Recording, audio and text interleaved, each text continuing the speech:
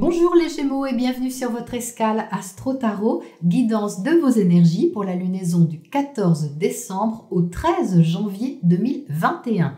La nouvelle lune en Sagittaire vous propose un nouveau cycle relationnel puisqu'elle s'élance dans le signe opposé au vôtre. Il va donc être question de votre relation à l'autre, conjoint, associé, partenaire ou aux autres au sens plus large. C'est un cycle intéressant pour vous les Gémeaux parce que la nouvelle lune est conjointe à Mercure qui est votre planète maîtresse, symbolisant la réflexion et la communication, et conjointe aussi au nœud sud. Ça veut dire quoi? Eh bien qu'il y a une invitation à lâcher quelque chose lié à votre façon personnelle d'aborder une question relationnelle. En bref, vous allez être incité à ouvrir davantage votre champ de vision et lâcher certains principes pour aller vers l'autre avec plus de justesse et de vérité. C'est un peu comme si on vous demandait de voir les choses de façon plus large et de vous exprimer de façon nouvelle auprès de l'autre. Le trigone à Mars, planète de l'action, va donner un bel élan de nouveauté et d'audace pour libérer quelque chose, même si le carré à Neptune va demander de lâcher certaines illusions au passage. C'est Jupiter qui maîtrise cette lunaison. Et il est tout d'abord conjoint à Saturne.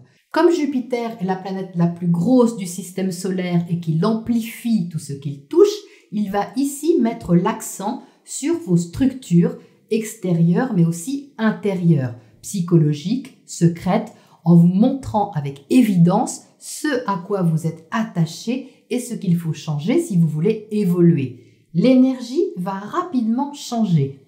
Dès le 17, Vénus, planète de l'amour et des valeurs, entre dans votre secteur relationnel. Saturne, lui, entre en Verseau, suivi par Jupiter le 19. Donc ce changement de signe est un changement important car ça fait des mois que ces deux-là sont en Capricorne. Et là, leur entrée en Verseau va se trouver en harmonie avec vous. Donc ça va vraiment vous aider à structurer et à développer vos projets de façon réaliste et sérieuse, surtout si c'est nouveau. Sachez qu'avec cette configuration, l'ancien ne fonctionnera pas. Faire comme avant, espérer être en relation comme avant ou reculer pour ne pas sauter, ça ne marchera pas. Il faudra avancer. Donc c'est très positif pour vous les Gémeaux pour faire avancer le relationnel d'une nouvelle manière, plus inventive, plus créative ou plus enthousiasmante. Mars sera en carré à Pluton, donc vous serez très motivé par la nouveauté et la liberté. Le carré demande toutefois à ne pas se précipiter ni à forcer les choses. C'est une énergie à manier avec précaution pour en tirer le meilleur, c'est-à-dire de sortir de votre zone de confort pour agir dans le sens d'un changement profond et favorable, car si cette énergie est mal maîtrisée, les actes peuvent être rebelles et trop spontanés. Donc restez bien conscient de vos actes autour du 20 décembre surtout. Ce même jour, on aura une conjonction Soleil-Mercure sur la limite du Sagittaire et du Capricorne. Il peut y avoir une discussion intense et éclairante avec l'autre, suivie directement d'une mise en place concrète. Le 21 décembre, jour du solstice d'hiver, est une porte importante avec certainement une intensification des énergies à partir de ce jour-là. Quelque chose change et il faudra peut-être agir sans pour autant surréagir et ce pendant quelques jours durant, même autour de Noël. La pleine lune du 30 décembre dans l'axe Cancer-Capricorne vous demandera d'être adaptable au changement et à la nouveauté, ce qui peut se passer assez bien pour vous. Par contre, Vénus sera en carré à Neptune, les sentiments peuvent être un peu confus sur les tout derniers jours, donc ne succombez pas au chant des sirènes car vous pourriez vous tromper sur quelqu'un. Alors attendez juste quelques jours de pouvoir tirer les choses au clair si toutefois vous étiez séduit par une proposition ou une relation un peu trop alléchante sur la toute fin du mois. Le 4 janvier, conjonction Mercure-Pluton. Remise en question profonde ou discussion sérieuse déterminée, voire radicale. Une décision importante peut-être, à moins que ce soit les résolutions de la nouvelle année que vous mettez en place. Le 7, Mars, planète de l'action, quitte le signe du Bélier dans lequel il était depuis le mois d'août. son entrée en Taureau va booster votre vie intérieure, votre imagination, votre spiritualité, avec un besoin de poser les choses. Si vous avez de nouvelles possibilités d'évolution, de développement, mais que vous ne savez pas trop comment manier la nouveauté pour le moment, vous pourrez utiliser cette énergie en préparant activement, mais en retrait, ce que vous voulez mettre en place. Mercure, votre planète, entrera ensuite en Verseau le 8, donc vous serez bien placé pour réfléchir au sens que vous voulez donner aux choses et à votre vie en général, et vous pourriez vous surprendre vous-même d'ailleurs. Ce sera le moment de développer votre ouverture d'esprit, d'oser sortir des sentiers battus et d'exprimer votre individualité de façon honnête et libérée. Voilà les Gémeaux pour ce passage vers l'an 2021 et on regarde ce que les tarots ajoutent sur cette ambiance pour vous. Alors les Gémeaux, voilà un bien joli tirage qui confirme exactement ce que je viens de dire en astro, c'est-à-dire que l'axe relationnel est vraiment sur le devant de la scène. Il y a quelque chose ici qui demande une approche de votre part plus large des choses. Alors pourquoi je dis ça? Parce que vous êtes ici avec la carte de la tempérance. Cette carte ici représente votre position, la façon dont vous vous affirmez, dont vous vous montrez, ce qu'on voit de vous sur ce cycle lunaire. La carte de la tempérance est la carte du Sagittaire. Le Sagittaire, ce n'est pas vous, c'est le signe opposé au vôtre sur la roue du zodiaque, qui devrait donc être ici, en face. Et elle se trouve dans votre position, ce qui montre que c'est vous qui reprenez un peu la main dans une relation, qui élargissez votre angle de vue, votre façon d'aborder la thématique et qui vous montrez plus inspiré, plus ouvert, plus tolérant sur la façon de voir les choses. C'est cette attitude, les Gémeaux, qui va vous mener vers une mise en place vraiment concrète et positive de ce que vous avez à faire, à développer ou à créer. Vous entrez dans le tirage avec le chevalier de coupe, donc ça, c'est votre état d'esprit, vous entrez avec. Le chevalier de coupe est relié aux émotions, aux sentiments, à tout ce qui vous fait plaisir, qui vous touche le cœur. Il y a avec le chevalier un mouvement émotionnel, c'est-à-dire un élan envers quelqu'un ou envers une activité, envers un projet, envers quelque chose qui vous stimule et qui vient un petit peu réveiller votre énergie, parce que vous voyez que ce chevalier de coupe se trouve à côté d'un autre chevalier qui est le chevalier de bâton. Donc là, avec le bâton, c'est du feu, c'est très tonique, c'est ce Mars en bélier qui veut aller de l'avant, qui veut foncer. Donc l'alliance des deux fait que vous avez envie de marier ces deux énergies, d'aller de l'avant avec ce qui vous fait plaisir ou ce qui vous tient à cœur avec ce chevalier de coupe. Et ça demande à ouvrir votre champ de vision et ouvrir vos perspectives. La tempérance permet de passer d'un état à un autre. La tempérance cherche à combiner la spiritualité et la matière, c'est-à-dire tous vos idéaux, vos rêves, ce que vous avez en tête, vos croyances, vos envies d'expansion, de développement, et la concrétisation, la matérialisation de ça. Vous êtes au centre avec l'as de Pentacle, donc là c'est vraiment flagrant qu'il y a un nouveau départ à créer, à mettre en place dans la matière. Avec les pentacles, on est dans la vraie vie. On est dans le quotidien, dans les choses terre à terre, concrètes, financières, matérielles, peu importe. Mais ça doit prendre racine, ça doit se poser pour être développé. Ça ne doit pas rester à l'état de rêve ou de fantasme.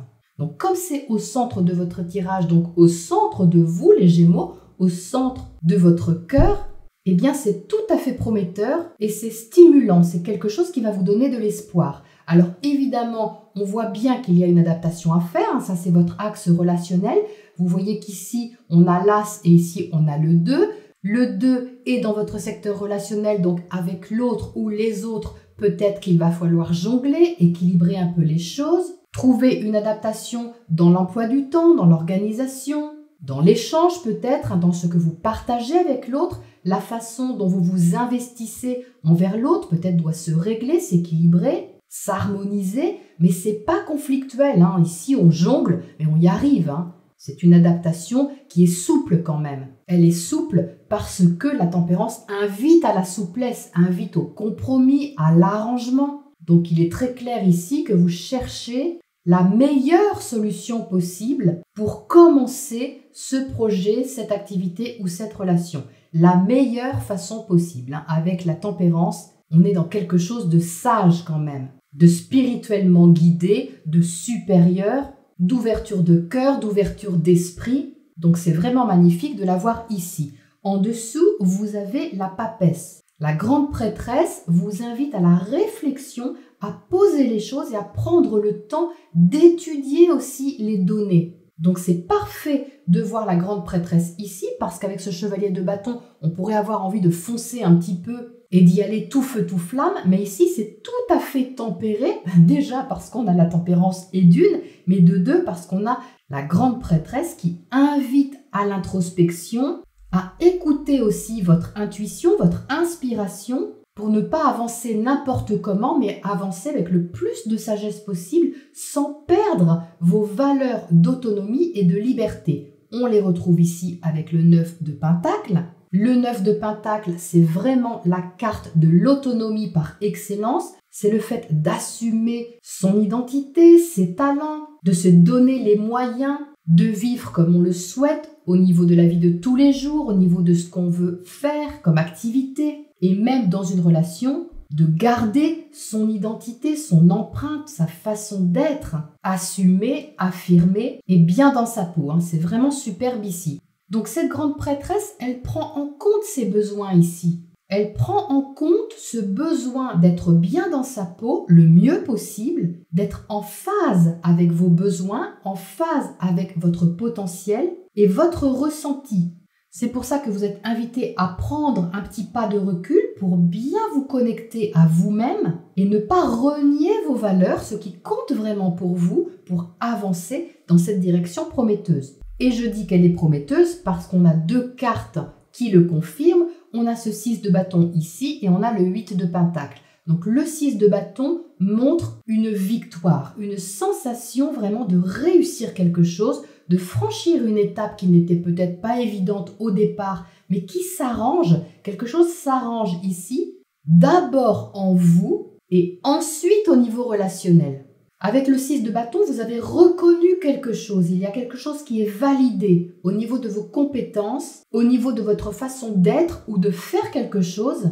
Vous pouvez vous sentir valorisé. Ce n'est pas forcément extérieur, je le rappelle toujours. Les énergies peuvent être extérieures ou intérieures. Mais ici, j'ai plutôt la sensation que ça se passe en vous, c'est-à-dire que vous reconnaissez, vous accueillez et vous validez vos propres compétences de savoir-faire ou de savoir-être dans une situation en particulier. Et c'est ça qui permet d'avancer et de s'arranger avec l'autre ou les autres. Il y a comme une négociation, un compromis qui respecte un peu les deux côtés de la barrière, on va dire, et qui permet par votre ouverture d'esprit de développer les choses de façon concrète et déterminée. Le 8 de Pentacle est une carte de travail, d'endurance, de persévérance, de sérieux, qui demande de la patience, oui, mais qui est très stable, qui est solide. Vous pouvez avoir confiance dans ce 8 de Pentacle.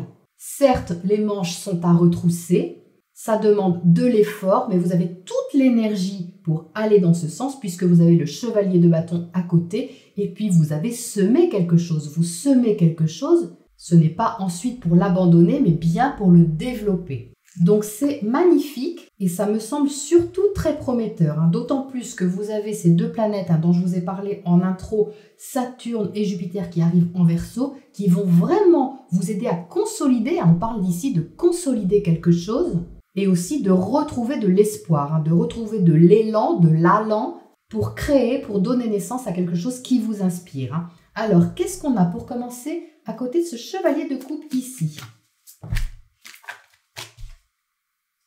Le 6 de bâton, à nouveau, donc vous voyez, c'est la même carte qu'ici. Donc, ce que vous avez en tête, les Gémeaux, eh bien, vous l'apportez très clairement sur cette lunaison et il trouve sa résonance. Parce que vous voyez, vous arrivez avec une envie de réussir quelque chose et qu'est-ce qui se passe? Eh bien, vous le réussissez. Donc là, il y a un écho qui est évident entre vos rêves et vos espoirs que vous arrivez à faire descendre d'une certaine manière dans la matière et qui élargit votre champ de vision. Sublime. Qu'est-ce qu'on a à côté de ce 2 de Pentacle ici en face, dans le secteur relationnel? Chevalier de coupe, non mais je rêve, c'est la même carte qu'ici. Donc, là, écoutez, le message est assez insistant, hein. Vous avancez avec votre cœur, vous avancez avec vos émotions et votre ressenti. Vous voyez qu'ici, on a une belle harmonie ici hein, qui se rejoint. Vous avancez d'une façon vraiment intelligente, vraiment bien pensée. Hein. C'est quelque chose qui vient du cœur, qui vient d'une ouverture d'esprit. Et évidemment, avec une telle approche, vous ne pouvez que retrouver cet élan émotionnel, cette avancée affective qui se marie parfaitement avec ce que vous voulez mettre en place. Hein. Qu'est-ce qu'on a à côté de ce 8 de Pentacle là-haut qui va se développer sur le long terme apparemment? As de coupe. Oh là là là là, alors ça c'est vraiment sublime hein, les Gémeaux. As de coupe, c'est un nouveau départ affectif, sentimental, créatif, émotionnel. Donc vous avez 2 As, hein, vous voyez ici. Ça veut dire que vous avez la faculté et la possibilité de commencer quelque chose de nouveau qui, en même temps, stimule vos émotions, vous donne une occasion peut-être de les exprimer d'une nouvelle manière, hein, c'est ça que veut dire l'As de coupe, ou d'utiliser votre intuition d'une nouvelle façon, d'une façon plus concrète, ou encore d'ouvrir votre cœur d'une nouvelle manière et d'investir ou de vous investir dans une direction qui correspond vraiment à vos valeurs ici et à votre identité profonde. Alors là, c'est vraiment chouette, hein, ça pour vous les Gémeaux. Je pense vraiment que vous allez apprécier énormément cette arrivée de ces 2 planètes en Verseau. Allez, qu'est-ce qu'on a comme oracle conseil pour terminer là-dessus?